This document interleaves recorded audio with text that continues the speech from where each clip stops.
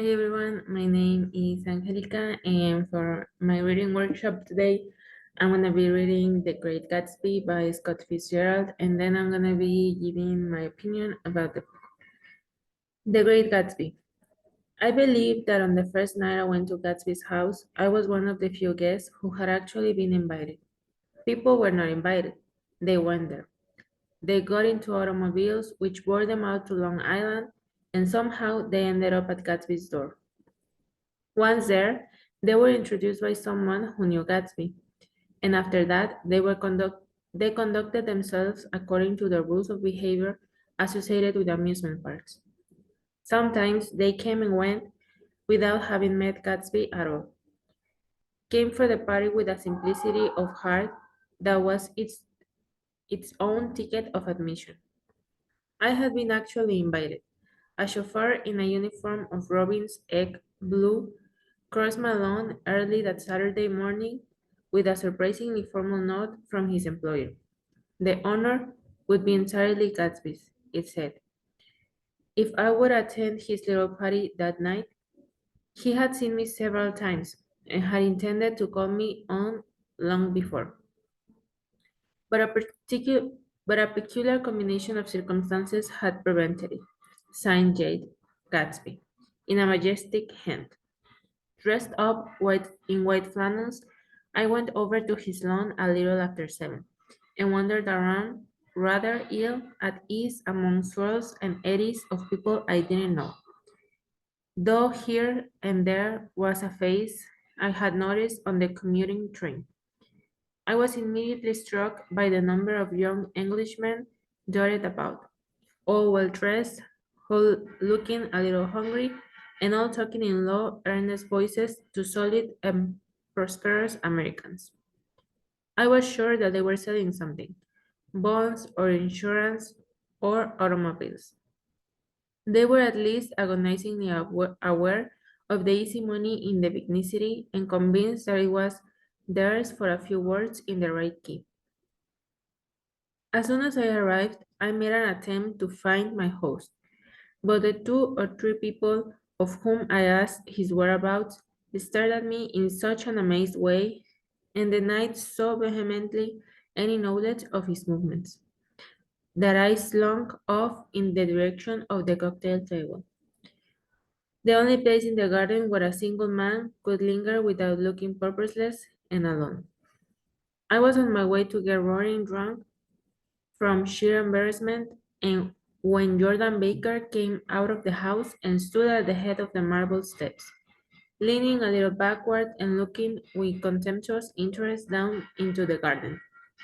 Welcome or not, I found it necessary to attach myself to someone one before I should begin to address cordial remarks to the passers-by. Hello, I roared, advancing toward her. My voice seemed unnaturally loud across the garden. I thought you might be here, she responded absently as I came up. I remember you live next door too. She held my hand impersonally, as I promised that she'd take care of me in a minute, and gave ear to two girls in twin yellow dresses who stopped at the foot of the steps. Hello, they cried together. Sorry you didn't win. That was for the golf tournament she had lost in the finals the week before. You don't know who we are, said one of the girls in yellow, but we met you here about a month ago. You've dyed your hair since then, remarked Jordan. And I started, but the girls had moved casually on, and her remark was addressed to the premature moon, produced like the supper, no doubt, out of a caterer's basket. With Jordan's slender golden arm resting in mine, we descended the steps and sauntered about the garden. A trail of cocktails floated at us through the twilight, and we sat down at a table with the two girls in yellow and three men, each one introduced to us as Mr. Mumble.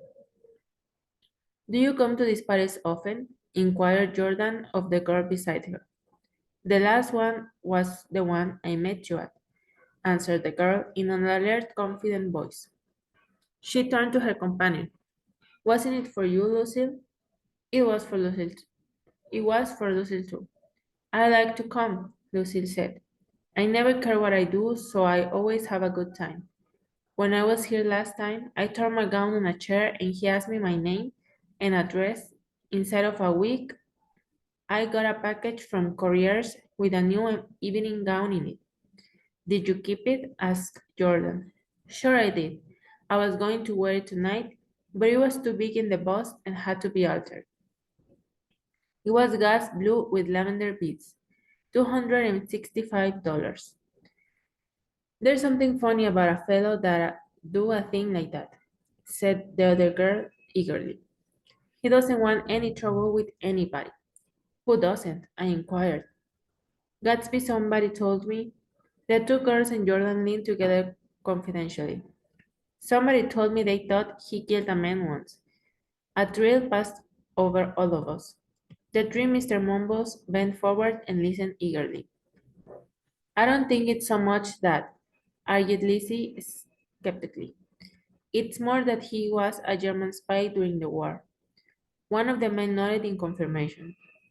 I heard that from a man who knew all about him, grew up with him in Germany. He assured us possibility. Oh no, said the first girl. It couldn't be that, because he was in the American army during the war. As her credulity switched back to her, she leaned forward with enthusiasm. You look at him sometimes when he thinks nobody's looking at him. I'll bet he killed a man. She narrowed her eyes and shivered. Lucy shivered. We all turned and looked around for Gatsby. It was testimony to the romantic speculation he inspired that there were whispers about him from those who found little that it was necessary to whisper about in this world. The first supper, there will be another one after midnight, was now being served, and Jordan invited me to join her own party, who were spread around a table on the other side of the garden. There were three married couples and Jordan's court, a persistent undergraduate given to violent innuendo, and obviously under the impression that sooner or later Jordan was going to yield him up, her person to a greater or lesser degree. Instead of rambling, this party had preserved a dignified homogeneity and assumed to itself the function of representing the state nobility of the countryside. East Egg condescending to West Egg, and carefully on guard against its spectroscopic gaiety. Let's get out, whispered Jordan after a somehow wasteful and appropriate half hour. This is much too polite for me. We got up and she explained that we were going to find the host. I had never met him, she said, and it was making me uneasy. The undergraduate nodded in a cynical, melancholy way. The bar, where we glanced first, was crowded, but Gatsby was not there. She couldn't find him from the top of the steps, and he wasn't on the veranda. On a chance, we tried an important looking door and walked into a high Gothic library, paneled with carved English oak and probably transported complete from some ruin overseas. So the reason why I picked this book to read is because it's an American classic. I think everyone knows about this book, and I actually think that it's a really interesting book because it gives us a look into the um, older times, and also I have seen the movie and I have heard about the ending of the book, and I think it is like really, I don't know how to explain it, like the fact that Gatsby died in the end for something that he didn't do was like weird in a way. But I really like this book, and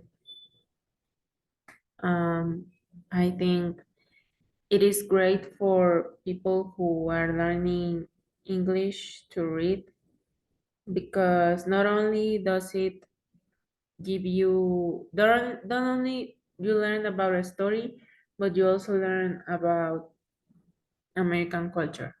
So I think that would be it. Thank you so much.